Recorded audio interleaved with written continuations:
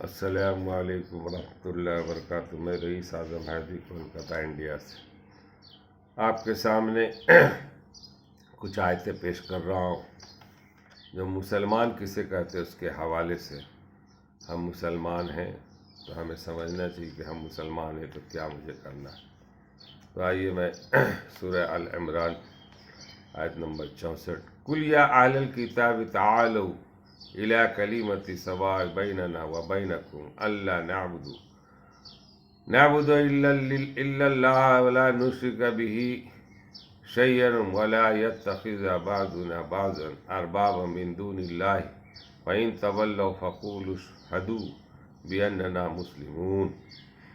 سورہ ال عمران 64 نمبر آیت نمبر 64، یعنی اے نبی اہل کتاب سے کہو کہ آؤ ہم تم ایک ایسی بات پر اتفاق کر لیں جو ہمارے اور تمہارے درمیان یکساں، یعنی جو تمہارے نبی بھی بتا گئے ہیں اور خدا کا نبی ہونے کی حیثیت سے میں بھی وہی بات کرتا ہوں۔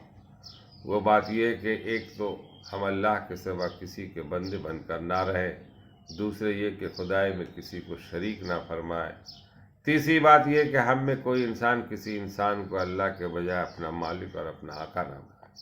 یہ تین باتیں اگر وہ نہیں مانتے تو ان سے کہہ دو کہ گواہ رہو ہم تو مسلمان ہیں، یعنی ہم تینوں باتوں کو مانتے ہیں۔ أَفَغَيْرَ دِينِ اللَّهِ يَبْغُونَ وَلَهُ أَسْلَمَ مَنْ فِي السَّمَاوَاتِ وَالْأَرْضِ طَوْعًا وَكَرْهًا وَإِلَيْهِ يُرْجَعُونَ، یعنی کیا وہ خدا کی اطاعت کے سوا کسی اور کی اطاعت چاہتے ہیں، حالانکہ خدا وہ ہے کہ زمین اور آسمان کے ہر چیز چاروں ناچار اسی کے اطاعت کر رہی ہے۔ آسمان کے ہر چیز چاروں ناچار اسی کے اطاعت کر رہی ہے اور سب کو اسی کی طرف پلٹنا ہے۔ ان دونوں آیتوں میں ایک ہی بات بیان کی گئی، یعنی یہ کہ اصلی دین خدا کی اطاعت اور فرما برداری ہے۔ خدا کی عبادت کے معنی یہ نہیں کہ بس 5 وقت اس کے آگے سجدہ کر لو، بلکہ اس کی عبادت کا معنی یہ ہے کہ رات دن میں ہر وقت اس کے احکام کی اطاعت کرو، جس چیز سے اس نے منع کیا اس سے رک جاؤ، جس چیز کا اس نے حکم دیا اس پر عمل کرو۔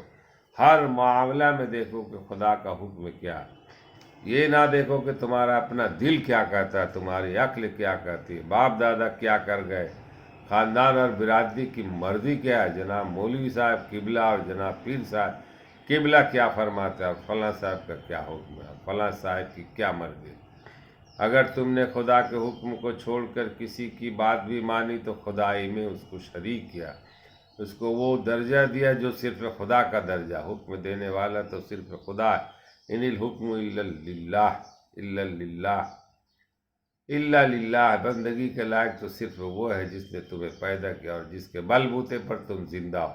زمین و آسمان کی ہر چیز اسی کے اطاعت کر رہی، کوئی پتھر کسی پتھر کے اطاعت نہیں کرتا، کوئی درخت کسی درخت کی اطاعت نہیں کرتا، کوئی جانور کسی جانور کی اطاعت نہیں کرتا۔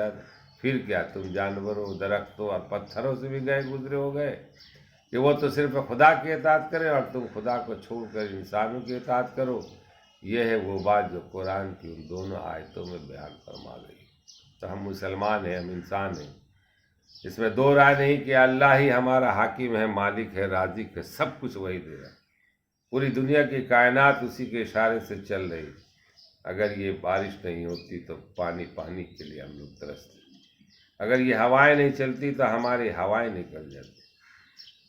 میرے دوستو، اللہ کا یہ بہت بڑا احسان ہے ہم لوگوں پر کہ ہر چیز دینے کے بعد ہم ناشکرہ بندہ بن کر زندگی گزاریں۔ ہمیں راہ ہدایت کے لیے اور خدا کے اطاعت اور نبی صلی اللہ علیہ وسلم کے اطاعت کے لیے قرآن ہے۔ قرآن کو آپ پڑھیں، قرآن کو سمجھیں، قرآن کا ترجمہ کا سمجھیں، میننگ کا سمجھو۔ آپ کے پاس اتنی علم ضرور ہونی چاہیے کہ آپ خود ہی قرآن پڑھ کر سمجھیں، آپ عربی کے معنی مطالب کو سمجھیں، آپ کو خود بخود سمجھ میں آ جائے گی کیا ہے۔ کوئی گمراہ نہیں کر سکتا، اور نہیں تو آج کل تو چلتے پھرتے جو مولوی ہیں چند پیسوں کے لیے جو بک رہے وہ آپ کو گمراہی کی طرف ڈال دیں گے۔ تو آپ اس بات کو یقین مانیے، آپ قرآن کا مطالعہ کیجئے، قرآن کی تلاوت کیجئے، قرآن کو پڑھیے۔ آپ سورہ فاتحہ میں دیکھیے، آپ بات سمجھ میں آ جائے گی۔ اگر سورہ فاتحہ بھی آپ کے دل میں اتر جائے، 7 آیتیں ہر نمازی نماز میں 5 وقت، مگر اس کا معنی کو سمجھیے۔ الحمدللہ رب العالمین، ساری تعریف ہے اللہ کے لیے جو سارے جہان کا مالک۔ الحمد کا معنی تعریف، للہ اللہ کے لیے، الحمدللہ۔ پھر رب العالمین، رب کے معنی پروردگار، عالمین کے معنی سارے جہاں کا، ایک جہاں نہیں ہے، 7 جہاں کی بات ہے۔ ہم لوگ مسلمان ہو کر اس بات پر غور نہیں کرتے، اور غیر لوگ جو یہودی ہے طبقہ، وہ اس آیت کو لے کر آسمان پر چلے۔ 7 آسمان ہے، یہ قرآن بتا رہا ہے، تو ہر چیز تو قرآن میں ہے، لکھا ہوا ہے، ہر مسئلے کا حل ہے، پھر ہم دوسرے کی طرف کیوں جائیں؟ قرآن سے دیکھیں، بات سمجھ میں آ جائے گی۔ اس لیے قرآن کو بہت ضروری ہے پڑھنا۔ آج ہم لوگ بڑے بڑے گھروں کے اندر بہت پیسے تعلیم کے اوپر خرچ کر رہے ہیں، انگلش میڈیم میں پڑھا کر سوچتے ہیں کہ ہم اپنے بچوں کو بہت کامیاب کر دیں۔ اب معلوم ہوا کہ ڈاکٹر بن گئے، انجینئر بن گئے، IPS بن گئے، آفیسر بن گئے، بینک کے مینیجر بن گئے، کیا کیا بن گئے، اور دین سے غافل، دین نہیں جانتے۔ اگر اس کو بولا جائے باپ کے قبر پر فاتحہ پڑھ کر، تو بولے واٹ از دا فاتحہ، کیا فاتحہ ہے، فاتحہ کیا ہے، اس کو یہ نہیں معلوم۔ تو بتائیے، تو مقصد کیا ہو، مقصد حیات کیا ہے، زندگی کا مقصد کیا ہے، اس کو سمجھنے کی ضرورت ہے۔ ہم شاعر، ادیب، فلسفی، بڑے بڑے لیکچرار، پروفیسر، سب کچھ ہو کے اگر ان سے سوال کر لے جائے بہت ساری باتیں، تو وہ بتا نہیں سکیں گے۔ کوئی ضروری نہیں کہ سب بات سب کے علم میں، مگر جو مین باتیں ہیں، جو مین چیزیں ہیں، اس پر تو عمل کرنے کی ضرورت ہے۔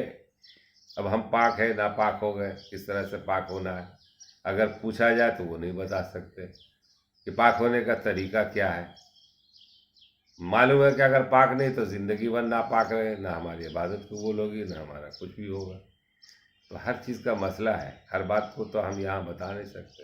یہ سیکھنے کی چیز ہے، صحبت میں عالموں کو بیٹھیے، سیکھیے، ایک ایک بات سیکھ لیجیے، بہت ساری باتیں۔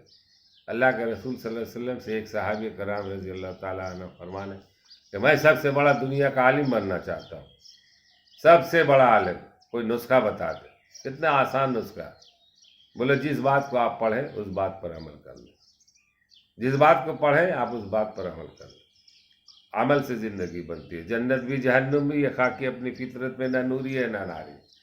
آپ اگر عمل کرنے والے، مثال کے طور پر پیخانہ جا رہے ہیں، پیخانہ جانے کی دعا ہے، پیخانہ سے نکلنے کی دعا ہے، اب اس کو آپ عمل میں لے آئیں، اللہم انی اعوذ بک من الخبث والخبائث، تو آپ بہت بڑے عالم ہو جائیں گے۔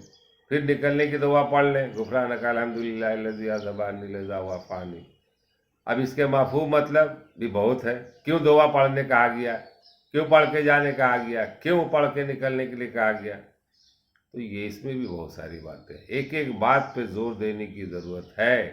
آج ہم لوگ گمراہ ہو رہے ہیں، آج ہمارے اندر دین کی تعلیم نہیں ہے، جس کی وجہ کر ہم لوگ پریشان حال ہیں، خالی ہوا میں باتیں کر رہے ہیں، عملی میدان میں کچھ نہیں۔ بہرحال باتیں بہت ساری ہیں، دوسرا ویڈیو میں پیش کروں گا۔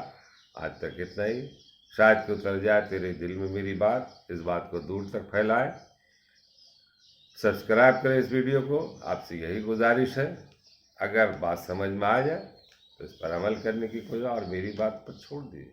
آپ قرآن نکالیے، حدیث پڑھیے، اور اپنے بچوں کو اردو پڑھائیے۔ آپ جب تک اردو نہیں پڑھائیں گے، آپ قرآن کو سمجھیں گے کیسے، حدیث کو سمجھیں گے کیسے؟ عربی کا معنی تو جانتے نہیں۔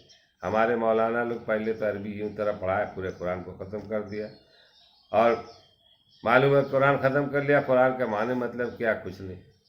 آج اس عمر میں 70 سال کی عمر ہوں، اللہ کا کرم ہے کہ میں جب عربی پڑھنے کے لیے سیکھنا شروع کیا، اس میں میں ڈپلومہ کیا، تو یہ ہے کچھ باتیں مجھے علم میں آنے لگی، کچھ ترجمہ اس کا میں کرتا ہوں، پڑھتا ہوں، دیکھتا ہوں، تو غور کرتا ہوں کہ واقعی نہیں تو پہلے آپ ہی کی طرح میں بھی پڑھ لیا، اردو کے سہارے تو ترجمہ پڑھ لے رہا، مگر اس میں بھی قرآن میں بھی بہت طرح کے ترجمہ ہے، بہت سارے مسلکی لوگ ہیں، کون کیا بول رہے ہیں اس کو دیکھنا ہے، اس کو سمجھنا ہے، تو اس میں کم سے کم سمجھ میں آ جائے نا۔